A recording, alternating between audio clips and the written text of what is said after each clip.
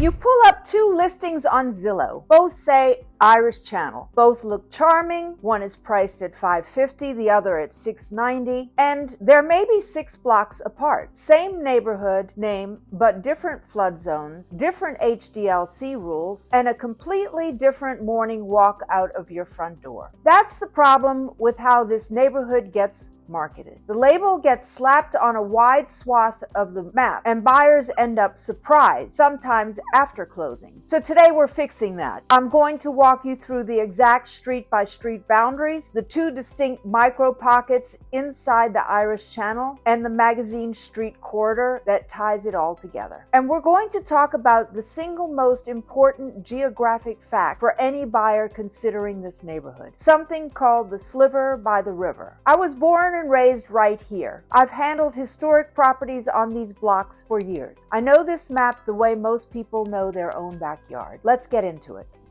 The Irish Channel has 4 real walls, and knowing them saves you from a bad surprise. The downtown edge is Jackson Avenue, 1 block toward the river from Jackson, and you're in the Lower Garden District. Different character, different pricing, different energy on a Saturday morning. The Irish Channel starts right at Jackson Avenue and runs uptown from there. Listings that blur this line are not doing you any favors. The uptown edge is Louisiana Avenue. That's the hard stop before the neighborhood shifts uptown. It's a subtle visual change, but the price per square foot difference is real. You'll see listings that stretch this boundary. Don't let them. The lakeside boundary is Magazine Street. That's the hard line where the Irish Channel ends and the Garden District begins. Properties right on Magazine sit on the edge of the commercial corridor, walkable to everything, but that comes with trade-offs we'll get into. The riverside boundary is Tchoupitoulas and the levee, and this is where the Sliver by the river comes in. And I want you to hold on to this because we'll go deeper into it in a moment. The land closest to the river is generally the highest ground in this part of the city. That is not a sales pitch, that is topography, and it matters enormously for flood insurance. One more thing worth understanding about why this neighborhood feels the way it does. The Irish Channel was originally part of the city of Lafayette, incorporated in 1833, before it was absorbed into New Orleans. That grid history explains the tight lot sizes you see throughout, typically around 30 by 120 feet. It creates a density and a rhythm on the street that feels distinct from the broader uptown neighborhood. Nearly all of this neighborhood falls inside the HDLC full control zone. That means the Historic District Landmarks Commission has oversight on anything visible from the street. We'll come back to that, to what that means practically for renovation timelines and resale value. And before we go deeper inside those 4 walls, let's zoom out for a second, because one of the promises I made in our last video was to show you how the Irish Channel fits into the bigger New Orleans picture. So here it is. The CBD is roughly 2 miles downriver from the center of the neighborhood. The French Quarter is about 3 miles. You can be on Canal Street in 15 minutes by car on a normal day, and the streetcar on St. Charles connects you there without touching a steering wheel. Tulane and Loyola are about 1.5 miles uptown, close enough that you'll see faculty and grad students in the buyer pool here. And if you work at one of the major medical campuses near the CBD, this neighborhood puts you in a genuinely short commute without the noise and density of living downtown.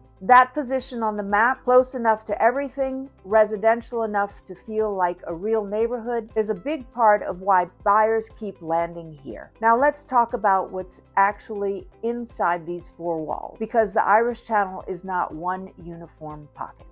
Think of the Irish Channel as 2 distinct neighborhoods that happen to share a name. The Magazine Street is the boundary on one side and the levee on the other, but where you land between those 2 edges changes everything about your daily life. The first pocket is Magazine Street edge, roughly from Washington Avenue down to Louisiana. This is the walkable commercial heart of the neighborhood. Coffee shops, restaurants, boutiques, bars. You can find neighborhood icons like Joey K's and the Channel here. For something more upscale, there is a Chapalaya, which offers brunch with live music and a Bloody Mary bar. Reservations required. And the Saturday energy on this stretch is genuinely special. But 1 or 2 blocks from Magazine, the noise and parking trade-offs are real. Street parking on Magazine fills up on weekends. The foot traffic is constant on game days and during events. If you're someone who loves that buzz, this pocket is made for you. If you want quiet evenings and easy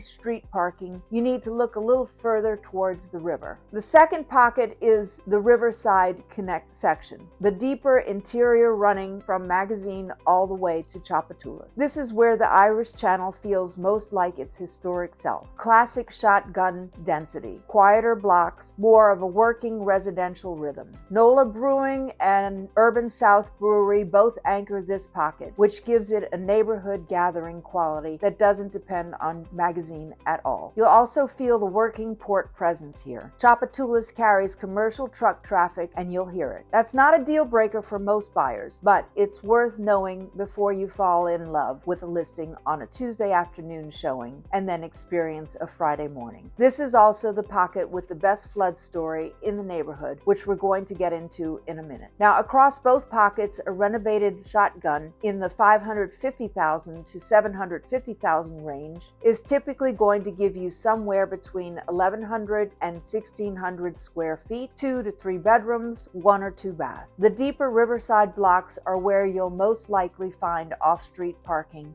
included. The Magazine edge is where you'll pay a slight premium for walkability. One thing consistent across both pockets is HDLC full control coverage. Anything visible from the street, the paint color, the windows, fencing, exterior materials requires a permit and commission review. I want to be honest about what that means. It adds time to renovation timelines. It can slow a project by weeks or months if you don't plan for it, but it also works in your favor at resale because it means your neighbors can't do something careless to a streetscape that hurts your property value. It's a protection as much as a constraint. So let's talk about the flood picture, because this is where the Irish Channel genuinely stands apart from a lot of New Orleans neighborhoods. And buyers moving from out of state often don't realize it until someone explains the map. Most of the Irish Channel sits in FEMA Zone X. Zone X means no mandatory flood insurance requirement. That translates directly into lower carrying costs, easier conventional financing, and better resale liquidity compared to properties in higher risk zones. This is a real dollar difference, not a small one. The reason for this goes back to the Sliver by the river. New Orleans sits in a bowl shape overall, but the land immediately along the river is actually the highest ground in the city. That's because centuries of sediment built up along the natural levee as the Mississippi flooded and receded. The further you get from the river toward the lake, the lower the elevation drops. So in the Irish Channel, the riverside pocket, the area closest to Tchoupitoulas and the levee, carries the best elevation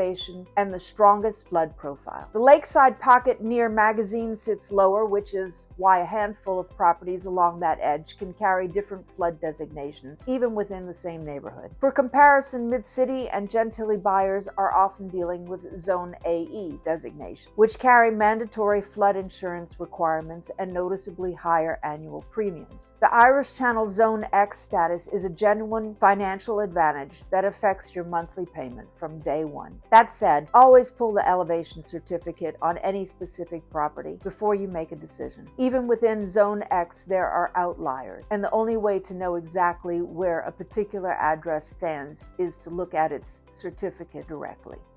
So that's the full map. 4 hard borders, 2 distinct pockets, and one of the best flood stories in the city. Now you know exactly what Irish Channel means on a listing and what to ask when the boundaries feel fuzzy. Our next video is the full Irish Channel pros and cons, and it picks up right where this one leaves off. We're going street by street through walkability, noise, parking, school options, and renovation realities. Everything you need to decide whether this neighborhood actually fits your life, not just your Pinterest board. Be sure to hit that subscribe button and tap the notification bell so you don't miss the moment it drops. If your move is already in motion, whether that's in 9 days or 90, Bernard and I would love to help. All of our contact info is in the description below. Feel free to reach out anytime. We'll see you in the next one.